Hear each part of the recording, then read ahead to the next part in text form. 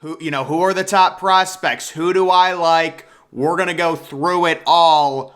And you can see we only have one winless team left. It is the Houston Texans. And guys, I originally said before this year, Davis Mills is not a franchise quarterback. I know everybody saw his stats last year, and for a rookie, middle round pick, they were decent. A lot of them were in garbage time. Davis Mills is not the future of the Houston Texans. I do expect the Houston Texans to, at minimum, get a top 2 pick, and I think CJ Stroud fits them the best. We will talk about him as a prospect when we get to the actual mock draft.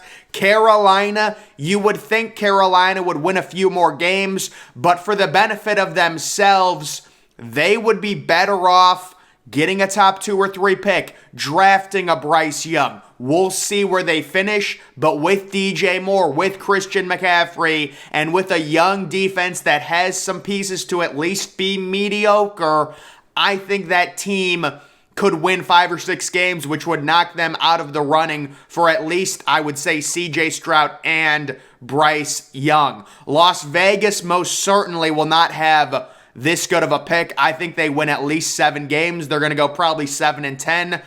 New Orleans giving up their pick to Philadelphia. So I'm guessing the Saints will probably, end up with around a 7-10, 8-9 record. There's no incentive for the Saints to tank at this point, considering they don't have their first round pick.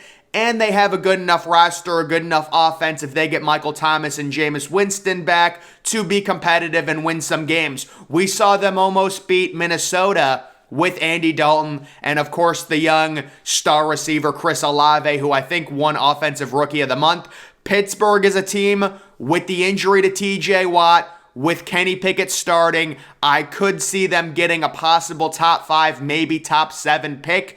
My only trepidation is Mike Tomlin is a good coach. They're going to win games they shouldn't win, but I still see them finishing with a top 10 pick. New England, I'm guessing they get Mac Jones back. It's Bill Belichick. They'll probably win at least 6 or 7 games.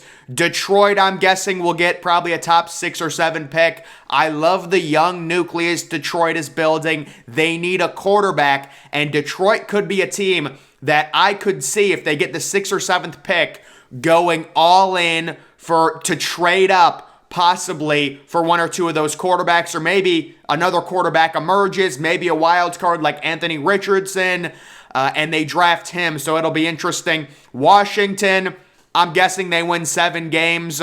They have Sam Howell, so maybe he's their future. I don't know. I think they got good value in him. Denver giving up their pick to Seattle. Denver coming off that horrible loss last night on Thursday Night Football. Russell Wilson looks broken, but that roster, I would say, should at least win 7 or 8 games. Atlanta, I think Atlanta is probably going to get a top 7 or 6 pick. I know they've been impressive. I think they're 4-0 against the spread. I see them coming back down to earth personally. The Browns, Houston getting the Browns pick. I believe that, the Browns are probably going to win 9 or 10 games. They get Deshaun Watson back later. Seattle probably will have a top 5 or 6 pick, and then you're talking about possible playoff teams here. So Chicago is another team that'll, very likely get a top 10 pick. I know they're 2-2 right now. New York Jets as well. I know they're 2-2, but we would expect them to get a higher pick. Looking at the actual mock draft, you can see we do have CJ Stroud as the number 1 overall pick. I know some people are saying, don't draft Ohio State quarterbacks, things like that. Guys, when it comes to a prospect, a reason not to pick him shouldn't be, the school he attends. That is surface level thinking. There's no nuance to that. You have to judge every prospect alone, and CJ Stroud is the best pure passer in this draft class. He's bigger than Bryce Young. He's more durable. You can see he's 6'3". Bryce Young is 6 foot. And they have Bryce Young going 2nd overall to Carolina. Will Anderson, I don't think the Raiders are going to get Will Anderson, but Will Anderson is certainly, possibly a better edge prospect than a Chase Young.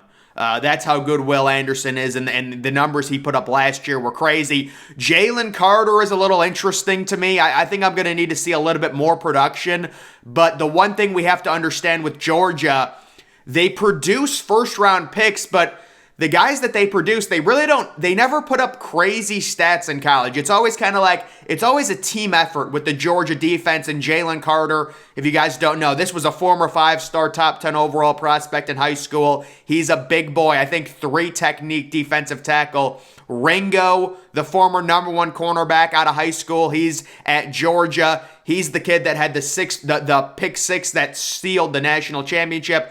JSN, Jackson Smith-Njigba, who's injured right now. I do think he will be back. I believe he is the number 1 receiver. They've got Will Levis going to the Lions. Somebody on Twitter said that Will Levis was a poor man's Carson Wentz, and I kind of believe it. Now, we're going to keep seeing how he develops, but I'm a little disappointed in the season that he's had. Paris Johnson Jr. has been unbelievable, but he hasn't gone up against, a crazy great pass rusher outside of week 1. We will see if Ohio State makes the playoffs. Maybe Paris Johnson Jr., possibly the number 1 offensive tackle, going up against Will Anderson. That would be crazy. Myles Murphy, the edge rusher, he's had a phenomenal year. Brian Brezine is a defensive lineman for Clemson. He's a former number 1 overall player as a recruit. He's been dealing with a little infection or something, so he hasn't played. Keyshawn Boutte, I would be shocked if this kid was drafted this high. He is not having a good season for LSU. Maybe he can turn it around. He had a great start to his sophomore season last year and then got injured. I would be shocked. Trenton Simpson, I think, has been disappointing for Clemson. He's underperformed. Jordan Addison, for sure. The only thing you worry about Jordan Addison is the height. He is only 6 foot, but I think Garrett Wilson was like 6'1.5" as well. Peter Saransky is actually a really good offensive tackle for Northwestern. He was a high recruit, and he looks really good. So, Northwestern producing a good offensive tackle. Bijan Robinson. Bijan, of course, is kind of like the superstar at Texas. Underperformed a little bit, but I do think he's going to have a big week this week against Oklahoma in that rivalry. Foskey, the edge rusher for Notre Dame, is kind of underperformed. Johnson, a safety. Some of these guys, Quentin Johnston for TCU, looking down, Michael Mayer. Guys, I was a little disappointed with Michael Mayer. I thought he was a little bit more athletic. Maybe I'm reading too much into it, but watching him against Ohio State week 1, I was like, man, I thought this dude was more athletic. Clark Phillips III, the cornerback, the only concern with him is height. Literally the only. He just had 3 interceptions. He's a beast. I've seen this massive offensive tackle dunk. I'm surprised they have Cam Smith all the way at 24. He's PFF's number 1 cornerback. Joey Porter's really good. Josh Downs. There's Anthony Richardson going at 30. I would guess Anthony Richardson would go a lot higher than that. That's just the way that, those guys, those type of quarterbacks, those project types that can be coached up, you would think. Normally they go a lot higher than that. The other thing I normally like looking at is the draft power rankings to see who has the most draft capital, and it's going to be the Houston Texans. So the reason the Texans are number 1 is due to that Deshaun Watson trade with the Browns. I believe they have the Browns' first and second round picks or something like that, or they've got 2 first. No, they don't have their second round pick. It looks like they have 2 first round picks, 1 second round pick, maybe 3 third round picks. So that's a lot of value currently for the Houston Texans. And if you're the Houston Texans, I would go into the draft. I would get my franchise quarterback. I would get possibly Jordan Addison to pair with him because you need a receiver. And guys, the meta, at least how I would build a team, I would go, if I'm getting my franchise quarterback, I'm not making it a Justin Fields situation.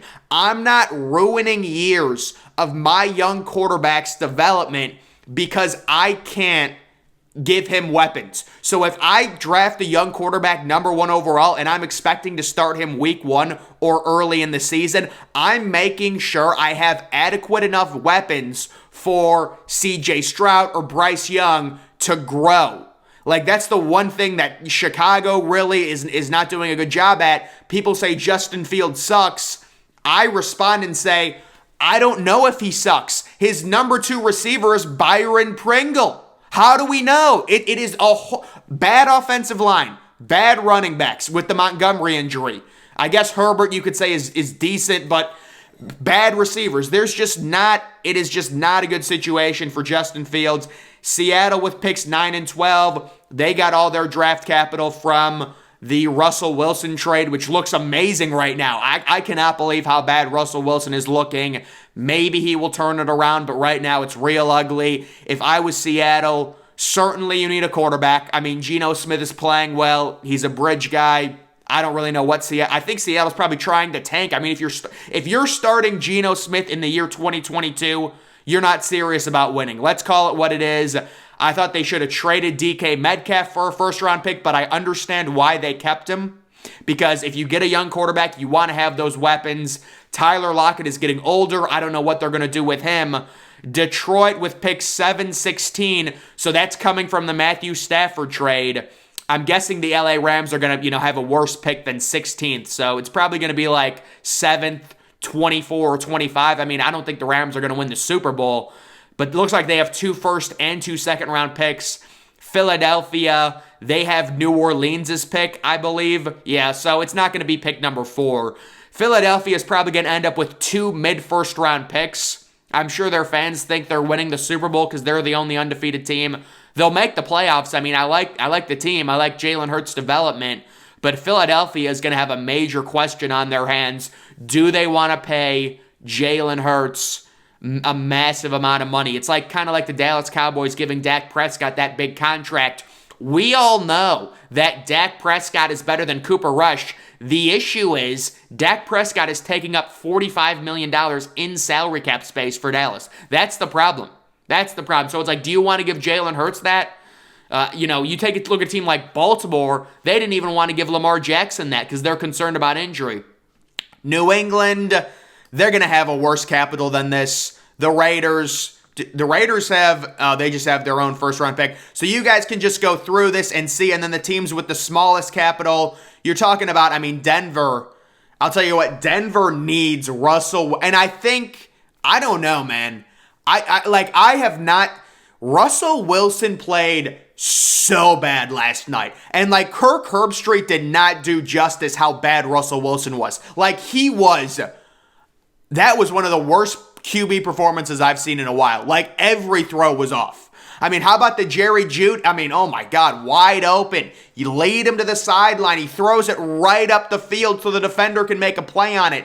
Denver needs Russell Wilson to wake up. They have no draft capital. Their first pick right now would be 73rd. San Francisco, I think, is definitely a playoff team. They've got a loaded roster. They're going to have to extend Nick Bosa probably in the offseason. The Browns have a loaded roster once they get Deshaun Watson back. New Orleans, man, I don't know what is New Orleans going to do at the quarterback position? They've got a bridge quarterback right now in Jameis. They don't have a first-round pick. I don't think that's a very good situation there. Minnesota, I wonder how long Minnesota sticks with Kirk Cousins. I really think Malik Willis is the future for Tennessee. Malik Willis was great value for Tennessee in the 3rd round. Right now Tannehill is playing a little bit better, but I would expect, these ads are just so annoying, man. Guys, I can't turn on ad blocker for this site because or maybe I can. I don't know. We're not going to mess with that right now. Okay, I don't want to mess with it. Whatever. Indianapolis, Miami. So Miami, yeah. So Miami lost their first-round pick, which I think was ridiculous. Really? You're going to punish a team and make them forfeit their first-round pick? What did they even do? They tampered with Tom Brady? Really? I think that was maybe make them lose their. I'm not even a Miami fan, but I just thought that's I would be pissed off. Okay, we'll lose our 2nd or our 3rd round pick. A 1st round pick, that's a lot of capital to lose. And then you can take a look at the big board, and I'll go over some of the sleepers that I like. It's funny, Tyler Van Dyke is at 46. I don't think Tyler Van Dyke's going to be drafted in the first 3 rounds with the way he's playing. He might get benched. Marvin Mims is a guy I really like. If he's a second rounder, he should be really, really good value for someone. KJ Jefferson. The question with KJ is going to be his throwing ability. He has a body built like Cam Newton. The only question will be his throwing. A.T. Perry is a really interesting receiver. There's some good receivers. Tony Grimes, an interesting cornerback prospect. Darrell Washington, a former 5-star tight end. He's a big boy. He's 6'7". But guys, that is going to do it for this NFL draft update. Make sure you follow me on Twitter. Link to that's always in the description. I'm, of course, the Depressed Ginger. Thank you for watching.